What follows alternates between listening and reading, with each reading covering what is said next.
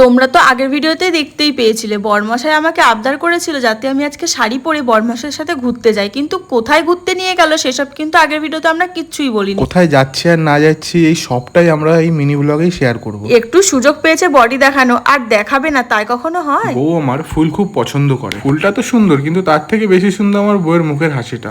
আহা। ফুলটা হাতে পেয়ে আর কোনো কিছু না ভেবে বরমশাইকে বললাম ফুলটা আমার কানে গুঁজে দাও। সত্যি কথা বলতে আমার বিয়ের এই 3 থেকে 4 বছর হতে যায়, কিন্তু আমি কখনই আমার বরের কাছে কোনো দামি গিফট উপহার চাইনি। আমি শুধু এটুকুই চাই যেন আমার বর আমাকে খুব ভালোবাসা দেয়। আচ্ছা, এবার বলার পালা আমরা কোথায় এসেছি। আমাদের বাড়ির খুব কাছেই এই মন্দিরটা, আর মন্দিরটার নাম হলো নাকশা মন্দির। বিয়ের ঠিক 5 বছর আগে আমরা যখন প্রেম করতাম তখন এই মন্দিরে আমরা একবার এসেছিলাম, আর দেখো ঠাকুরের কি অসীম কৃপা, আবার সেই আমরা বিয়ের 4 বছর পরে আমরা সেই মন্দিরে মায়ের দর্শন করতে আবারও আসতে পেরেছি। আর এই মন্দিরের মধ্যে রয়েছে মহাশ্মশান, আর এখানে জানো তো এখনো সেই কাঠে দাহ করার রীতিটা রয়েছে। আর এই মন্দিরটা কিন্তু খুব জাগ্রত। এই মন্দিরে মায়ের কাছে তুমি যা চাইবে সেই মনস্কামনা পূর্ণ হতে বাধ্য। এরপর আমরা মায়ের গর্ভগৃহ দর্শন করার পর চলে গেছিলাম নন্দী মহারাজকে আদর করতে। আর ভাবা যায় এই অবলা পশুগুলো বোঝে যে আমি তাকে আদর করছি। এরপরে দুজনে চা খেয়ে বাড়ি চলে আসলাম।